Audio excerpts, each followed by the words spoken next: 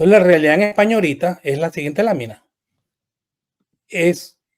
Bueno, estas las empujan, la eólica y la solar la empujan con subsidios y muchas acciones. Y las otras han hecho todo por bajarla. Han bajado la nuclear, han cerrado casi todas las plantas nucleares, han cerrado casi todas las plantas de hidrocarburos y han cerrado incluso todas las fuentes, todas las plantas hidroeléctricas, las han cerrado. Y esto me parece un absurdo tremendo, o sea, que incluso cierran las plantas hidroeléctricas. Todo por cumplir una agenda que parece impuesta por una secta, que es esta Agenda 2030, por el globalismo. Quiero verlo para que vean esto, el absurdo, esto es del Independiente, para que vean hasta dónde llega esta forma de actuar. Aquí dice, España es el líder europeo en la destrucción de presas. Óiganse. O sea, en el 2021 España destruye casi todas sus represas, donde producía electricidad, producía riego y todo eso. Y todo por cumplir la Agenda 2030. Fíjense lo que dice este artículo. Es cierto que en un informe de Dan Removal Progress de 2021 contabilizó que nuestro país destruyó ese año 108 barreras fluviales como presas, azudes o rampas. O sea que ese año, en 2021, por cumplir con esta agenda, ellos destruyeron 208 represas que eran para agricultura, para producir electricidad y todo, porque están metidos en esta especie de religión que es la Agenda 2030. Hola amigos, bienvenidos a esta nueva emisión de Sin Filtros. Hoy vamos a conversar sobre el apagón que ocurrió en España y que muchos no entendieron en un principio. Generó temor, preocupaciones y por supuesto luego que se ha resuelto una parte del problema ha generado reflexiones.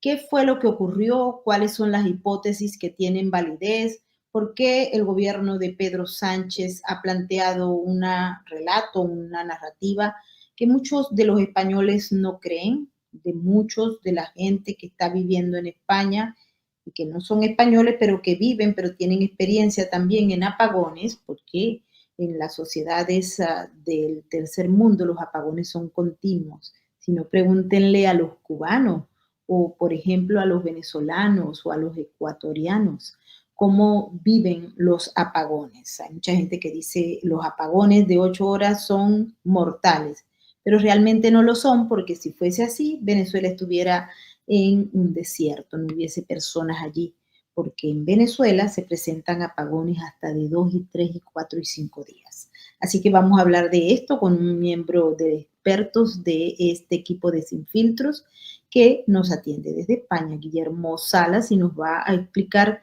la perspectiva de lo que él ha recogido. Así que vamos a darle la bienvenida, no sin antes saludar a todos aquellos que hasta ahora se unen a nuestras diversas plataformas. Un saludo muy especial a todos nuestros amigos de España, al igual que todos aquellos que forman parte de nuestra gran comunidad de Sin Filtros y Sin Censura, tanto en Rumble como en YouTube, y por supuesto a nuestros amigos de X y de todas nuestras redes sociales.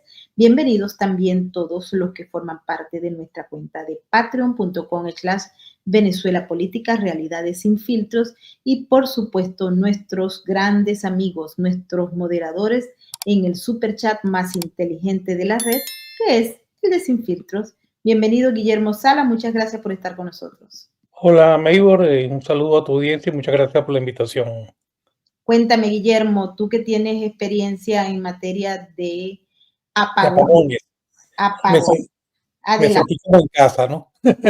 Me sentí como en casa, sobre todo después cuando fui al automercado y vi aquella vorágine comprando cosas como si se fuera a acabar el mundo.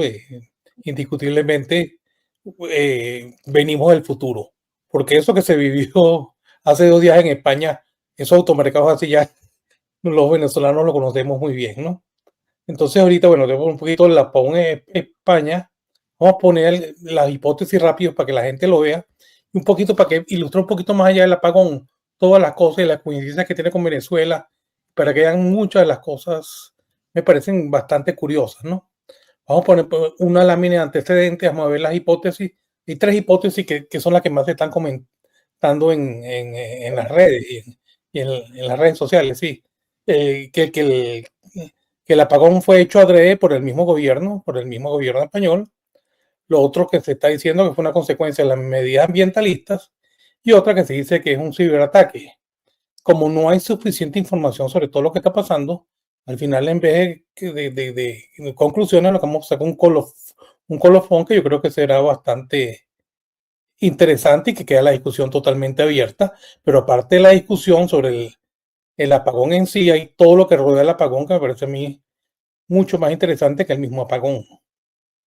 Entonces, si quieres, vemos la primera lámina, es sobre el antecedente. En cuanto al antecedente, es importante que veamos esto. O sea, el antecedente es que el 9 de abril, o sea, hace unos días, la red eléctrica española, que es una compañía controlada por el gobierno español y con capital privado, saca un tuit donde dice, ante las informaciones públicas, ellos aseguran, no existe riesgo de apagón.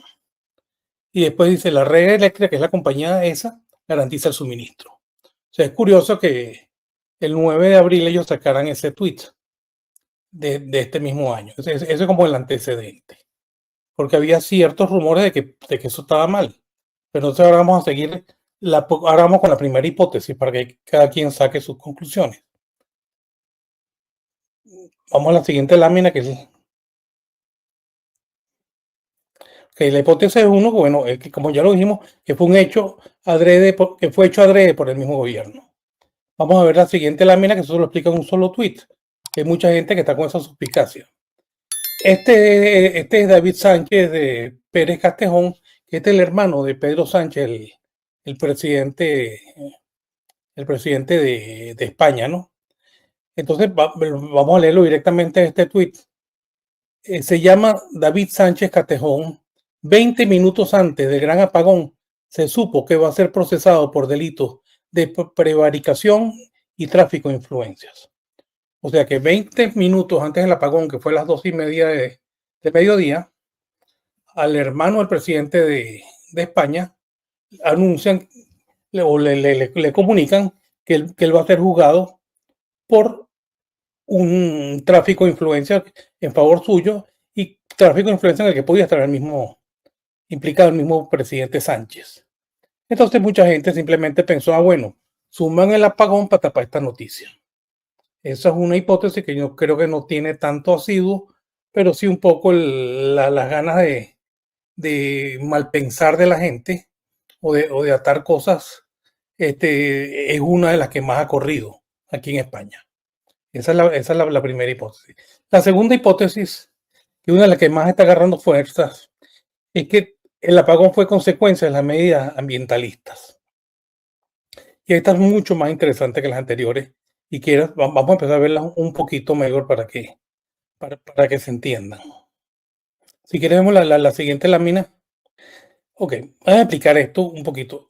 Hay tres tipos las energías clásicas, las de toda la vida, eran tres tipos. Bueno, no tan toda la vida, pero en los últimos años. Era energías renovables, estaba la energía hidroeléctrica, que está considerada como una energía verde, y había las energías no renovables, que eran todas plantas termoeléctricas. Una eran plantas de carbón, hidrocarburos, o sea que no quemaba carbón o quemaba hidrocarburos, eso calentaba una caldera y la caldera movía una turbina y la turbina generaba electricidad. Y la otra eran las plantas termoeléctricas nucleares. Se producía una fusión en los átomos de uranio y eso calentaba un líquido, el líquido producía un vapor de agua, y eso movía una turbina y eso producía electricidad. Es importante que tanto la energía hidroeléctrica como la energía nuclear están consideradas energías verdes actualmente. O sea, la energía nuclear pasó a considerarse energía verde. La energía de carbón no es considerada verde porque tiene mucha emisión de carbono. Lo que pasa con estas energías, un poquito para que entiendan toda la teoría de lo que se está comentando ahorita en España. Estos tres tipos de energía, que son las que más se usaban hace años en España, las producen turbinas. Y las turbinas eran muy fáciles de controlar, o bueno, se podían controlar bastante bien y se podía regular la cantidad de flujo de electricidad que producían. O sea, era una cuestión que estaba muy, muy bien controlada y muy, muy bien hecha y fácil de hacer. Por ejemplo, en Venezuela, recordemos, no teníamos nunca, hemos tenido energía nuclear, pero teníamos la hidroeléctrica, esa es la represa hidroeléctrica del Guri, y teníamos la planta termoeléctrica, que era esta la que se ve en el medio, es Planta Centro. Eso es una que se hizo durante creo que el primer periodo de Carlos Andrés Pérez, y eran plantas gigantescas y que funcionaban de maravilla, ¿no? Incluso creo que la represa de Guri fue la más grande del mundo en su época, y creo que ahorita, creo que es la segunda o la tercera más grande del mundo.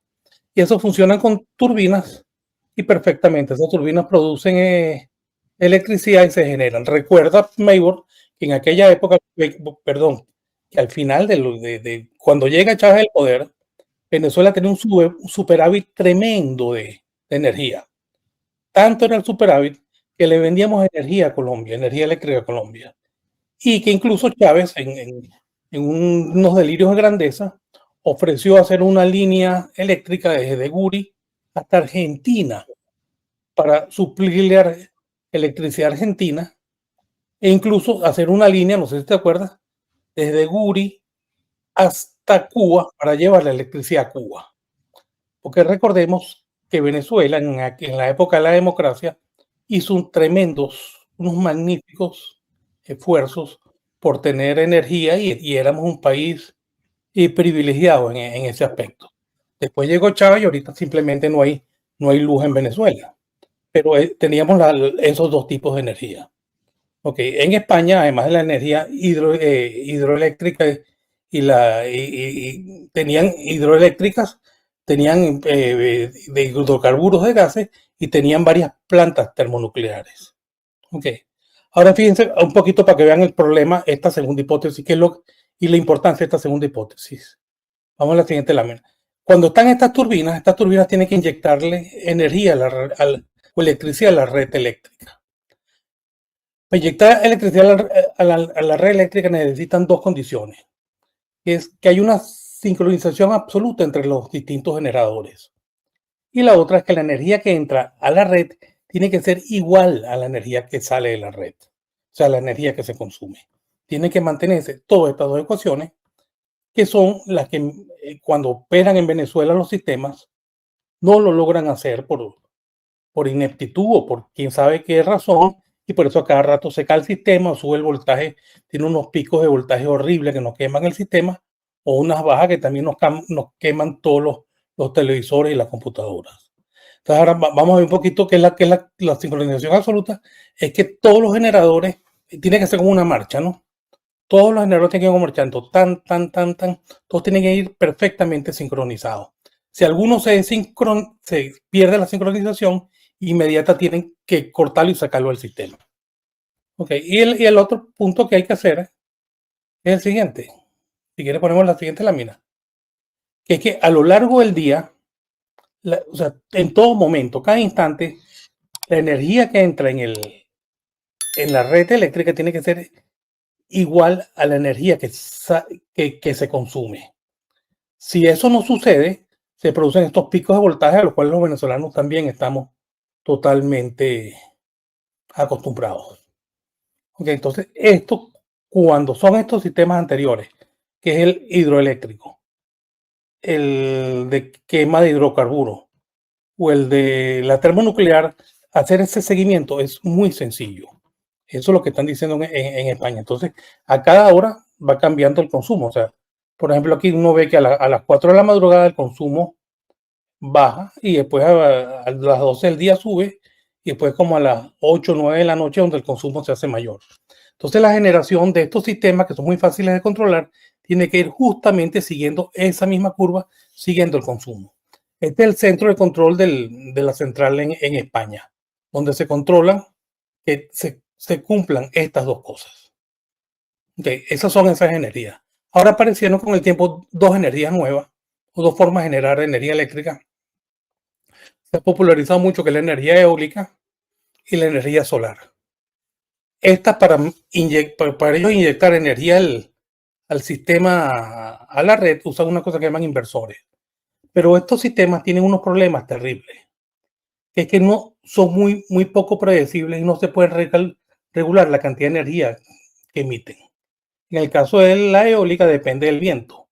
Si hay mucho viento, entonces se te hace imposible, produce mucha electricidad, y si hay poco viento, produce muy poca electricidad. Lo mismo con la solar. Si es un día sombreado, no produces nada, y si es un día totalmente fuerte, con mucho sol, produce.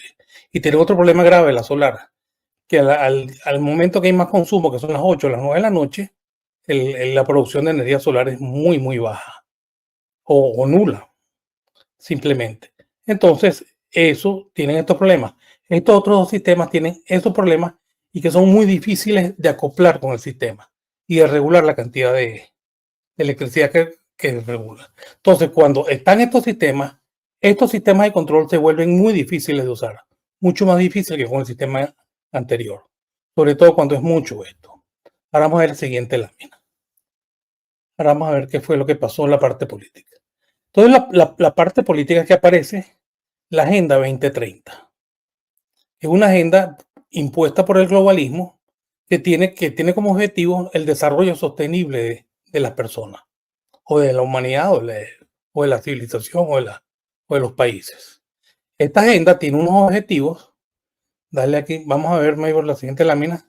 Tiene unos objetivos, tiene 17 objetivos bien claro que casi todo el mundo, el que lo lea, que lo puede comprar. El número 1 es el fin de la pobreza. El 2, hambre cero. El 3, salud y bienestar. 4, educación de calidad. O sea, tiene un especialista San Nicolás que nadie te va a decir que no.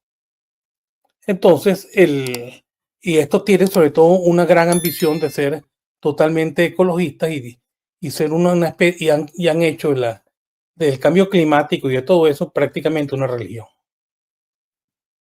Entonces, fíjense lo que pasa.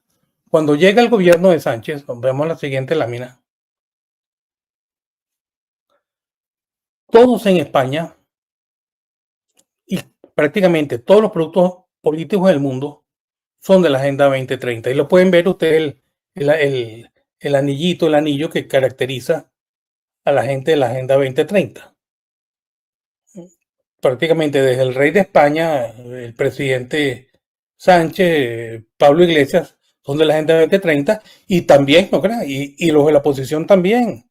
El presidente del máximo partido de la oposición, que es Feijóo, también usa su anillito de la 2030, igual que prácticamente todos los del Partido Popular. O sea, una especie de macro marca de buen comportamiento que le da lo que llaman los globalistas, que tienen muchísima importancia en este tema pacífico de la Agenda 2030, porque son los que la han impuesto. Vamos a ver la siguiente lámina. En España se crea un ministerio para el cumplimiento de la Agenda 2030. Aquí está el Gobierno de Derechos Sociales y Agenda 2030. O sea, se crea un ministerio para garantizar que se cumpla la Agenda 2030, y al que se pone como ministro es a Pablo Iglesias. Es el ministro de encargado de que se cumpla esta agenda que se ha diseminado por todo el mundo desde la OEA. Ahora veamos lo que pasó. Vamos a ver el anterior. Bueno, aquí, vamos a ponerlo aquí. Entonces, las 5 tipos de energía que se usan y que se conocen, que es la hidroeléctrica, que es renovable, la hidrocarburos, la nuclear, la eólica y la otra. La Agenda 2030 no acepta no acepta o quiere eliminar la energía hidroeléctrica, quiere eliminar la energía de los hidrocarburos, o sea, que es la de gases, cuando países compran gases a Rusia o a donde sea, o aquí lo compran a Rusia y lo compran también a otros países africanos. A unos países africanos le compran gas para hacer para quemarlo y producir electricidad. España tenía varias plantas nucleares. También están la eólica y la solar.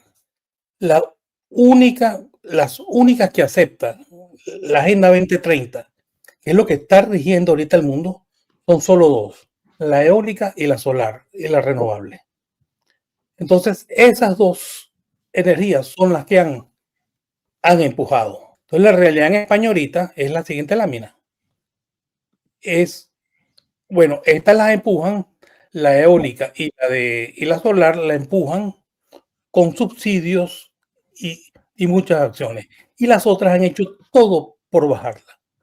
Han bajado la nuclear, han cerrado casi todas las plantas nucleares, han cerrado casi todas las plantas de hidrocarburos y han cerrado incluso todas las fuentes, todas las plantas hidroeléctricas, las han cerrado.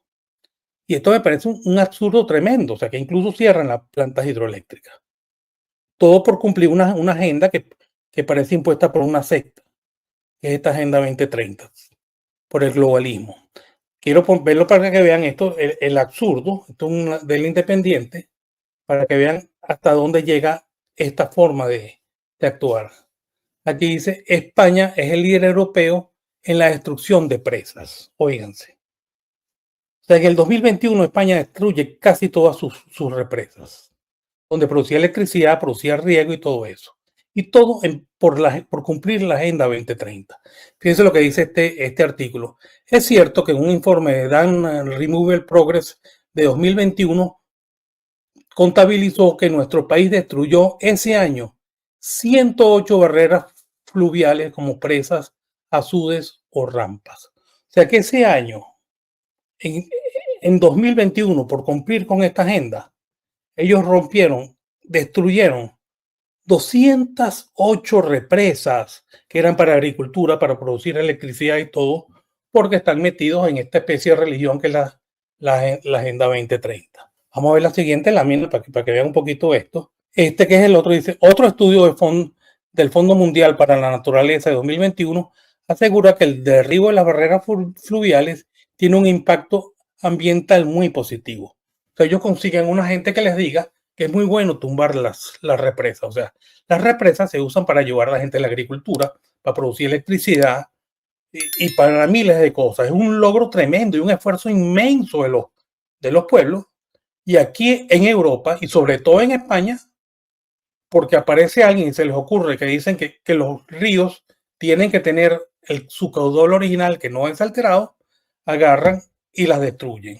Es como si en Venezuela destruyéramos el Guri, destruyéramos la planta Macagua, la Uribante Caparo y todas esas presas, porque a un señor en un foro en Suiza se le ocurrió que tenían que quedarse con las represas porque tenemos que volver al cauce natural de los ríos.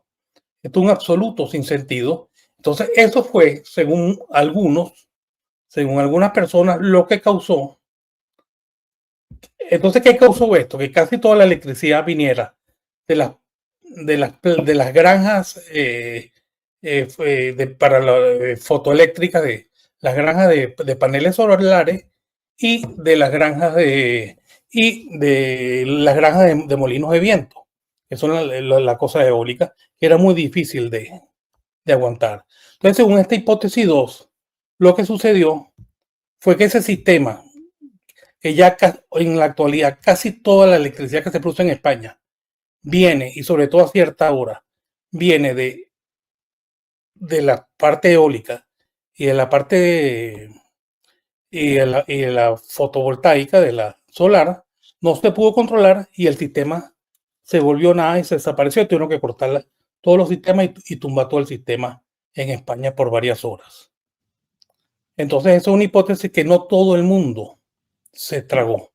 Muchos la defienden. Eso se está discutiendo ahorita en muchos aspectos, en muchos sitios en España. Sí, eso fue lo que pasó. Esa fue la verdadera causa, ¿no? Pero hay personas que no se calan, que no se creen que esa fue la causa. Por ejemplo, yo tengo un amigo que es especialista justamente en ese tema de sincronizar motores y generadores que se suman a las redes. Yo hablé con él ayer y me dijo, mira, yo no creo que se puedan ir tan de repente.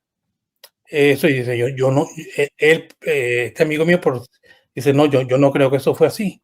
Y no solo eso, sino que también apareció, por ejemplo, uno de los grandes técnicos de Endesa. Endesa es una de las distribuidoras de electricidad, grandes distribuidoras Electricidad de España dice que yo no, y que él tampoco cree que eso ya ha sido la razón. Entonces, bueno, esta hipótesis tampoco tiene por qué está en duda. Todas las hipótesis están en duda. Me parece lo más sensato. Y después está este señor Alejo Vidal Cuadra. Vamos a ver la anterior para que vean lo que dice. Este señor es profesor de física de partículas, es político, es profesor de física de partículas de la Universidad Autónoma de Barcelona. Bueno, por supuesto que sabe muchísimo de electricidad. Y por cierto, ¿te recuerdas, Maybor, que le metieron un tiro en la cara ahorita Sí, en un atentado recuerdo contra, perfectamente, sí. con un tiro en la cara, le metieron, por suerte se salvó, ¿no? Entonces él dice, mira, la desaparición de la red de forma súbita durante unos segundos, el 60% de la energía eléctrica consumida, es un fenómeno que apesta a ciberataque. Alguien alguien le ha dado un aviso a Europa. Hay un sospechoso evidente. Si la Unión Europea no despierta y deja de ser un poder blando para convertirse en una potencia que se haga respetar, tenemos muy mal futuro. En otras palabras, él no cree que eso se produjo por que fue un simple, fue causa medioambiental, en este tuit que lo hace el 29 de abril. Y hay muchas personas que comulgan y dicen en la red, estos siguen esta cuestión de Alejo Vidal. Entonces, esta es una hipótesis. Entonces, la otra hipótesis es el ciberataque. Y que no es la otra hipótesis del ciberataque, que hay mucha gente que está ahorita conteste con esta hipótesis, ¿no? En cualquiera de los dos casos, o incluso de los tres, pero sobre todo los dos últimos, que son los que podrían ser más probables, lo que pareciera más probable, sería terrible, ¿no? Porque en uno es que ellos fueron muy torpes siguiendo toda esta Agenda 2030, convirtiendo un sistema robusto de electricidad en una cuestión verdaderamente, o sea, incapaz de ni siquiera de controlar el voltaje y que pasó lo que pasó, o se dejaron, o alguien les hizo un ataque, un ciberataque. Entonces, en el colofón, lo que quiero poner es lo siguiente, para que vean, porque no hay conclusiones sino colofón. Vamos a ver el siguiente colofón, y este mismo el Alejo Vidal Cuadra, que es físico. Entonces, él dice Alejo Vidal Cuadra, bueno, físico y político también es, ¿no? Dice, si al final se descarta el ciberataque, o sea, si la hipótesis 3 no es verdad, entonces lo que sí queda claro tras este desastre es la irresponsabilidad y el dogmatismo fanático de un gobierno que ha decidido cerrar las centrales nucleares, dejando a los españoles expuestos a nuestros sustos a causa de la fragilidad de un sistema con predominio de renovables. O sea, si no fue un ciberataque, fue culpa también del gobierno, porque por seguir la Agenda 2030 convirtió lo que era un sistema muy robusto de suministro eléctrico en un sistema totalmente incontrolable, ¿no? Entonces, como esto, poco después aparece la presidenta de la red eléctrica española, que por cierto no es ingeniera, no viene ni siquiera de áreas técnicas, sino lo que es política, declara, la presidenta de la red eléctrica asegura que no es correcto relacionar el incidente con las renovables y que el sistema eléctrico español es el mejor de Europa. Esto recuerda un poco a Venezuela, este tipo de frases. Entonces ella lo que está culpando es para decir, no, mira, no es posible, descartando que eso haya sido porque ellos hayan cumplido, se hayan metido con casi toda Europa en esa Agenda 2030, que yo creo que lo que trae es, yo creo que es un grupo de fanáticos ambientalistas y tienen una cantidad de dogmas metidos en la cabeza terrible. Entonces, en conclusión, esto es cualquiera de estas cosas que en las tres hipótesis queda muy mal el gobierno de España, sea por el camino que sea. A lo mejor hay otra causa porque ninguna de las tres de las tres hipótesis está corroborada todavía, pero esas son las tres que se están manejando. Bueno, ciertamente hay algunas de esas hipótesis que se repiten en otros países. Aquí en la ciudad de Nueva York, por ejemplo, se ha planteado que puede haber un evento de esa naturaleza porque aquí había una dependencia de una planta nuclear y durante el gobierno de Andrew Cuomo decidieron pasar a las hidroeléctricas y comprometerse con otro país que es Canadá. Y cada vez que se toma una medida en contra de los intereses de la Agenda 2030 o que se toma una iniciativa como es la del presidente Trump en materia justamente de aranceles con Canadá, salió a relucir que Canadá puede apagar el switch y dejar a oscuras no solamente a Nueva York, sino al resto de los estados que dependen de sus hidroeléctricas. Así que son muchos los temas para reflexionar y para pensar. Guillermo, quiero agradecerte por haber traído estas ideas, invitando de una vez a todos los que están con nosotros en esta emisión para que opinen y dejen sus comentarios. ¿Qué es lo que ustedes creen que ocurrió detrás de este apagón que sorprendió a los españoles, a los portugueses y a todos los que estaban cerca que también sufrieron este apagón? ¿Es por culpa del asunto ambiental? ¿Fue un ciberataque y no lo quieren decir? ¿Qué es lo que ustedes opinan? Queremos revisar sus opiniones, queremos leer sus comentarios. Y ahora hemos llegado al final de esta emisión porque nos hemos pasado del tiempo previsto para ello. Pero Guillermo, queda una discusión pendiente para nuestro próximo encuentro y así le damos tiempo al gobierno de Pedro Sánchez para que diga exactamente el relato oficial que se está construyendo en estos momentos y que va a sellar sin duda alguna cualquier discusión, porque también en España el que esté en contra del relato oficial lo acosan, particularmente cuando no están alineados en los medios que el mismo Pedro Sánchez paga para que le sigan la corriente. Guillermo. Sí, se está... Bueno, en primer lugar, déjame decir una cosa. Aquí pasó lo mismo que está pasando en Nueva York. Quitan las plantas nucleares, entonces le están comprando energía a Francia que viene de plantas nucleares. Por eso se fue en parte en Francia el sistema. O sea, lo que tienen cerquita la frontera, o sea, es simplemente una estupidez, ¿no? En vez de producirlo ellos mismos y confían que ellos mismos pueden manejar sus plantas nucleares bien, no se los compran a los franceses. Y lo otro, sí, mira, el problema y está todo relacionado con el globalismo. Por eso quiso traer el tema de la Agenda 2030, más que para hablar de esto, para mostrar la dictadura mundial que está imponiendo el globalismo. Y ojalá, Maybor, en un programa podamos hablar de cómo el globalismo está metido ahorita en la política venezolana. Y yo creo, Maybor, y creo que tú también lo crees, que es una de las grandes trabas que tenemos ahorita para salir del régimen de Maduro, ¿no? Así es. Bueno, amigos, hemos llegado al final de esta emisión. Quiero agradecerles a todos por habernos acompañado. Guillermo, mil gracias por haber estado una vez más con nosotros. No, gracias a ti, Maybor, y gracias a tu audiencia. Y queremos agradecerle a nuestros moderadores por habernos acompañado también, por las opiniones y la moderación de los contenidos que ustedes ponen y participan. Mil gracias a nuestros amigos y a todos aquellos que hacen posible estos contenidos a través de nuestra cuenta de patreon.com/Venezuela Política Realidades Sin Filtros. Nos despedimos pidiéndoles que se mantengan libres, que piensen con sentido común y que no olviden el pensamiento crítico. Chao, chao, nos vemos en la próxima. Ahí los dejo con el mensaje de la RAC, porque juntos salvamos vidas. Chao, chao. Su mirada no conoce de estadísticas. Aún así, millones de ellos padecen una cruda realidad. Su lealtad es inquebrantable, aunque no haya nadie con quien compartirla. La diferencia la haces tú. Adopta, esteriliza, colabora. Red de Apoyo Canino.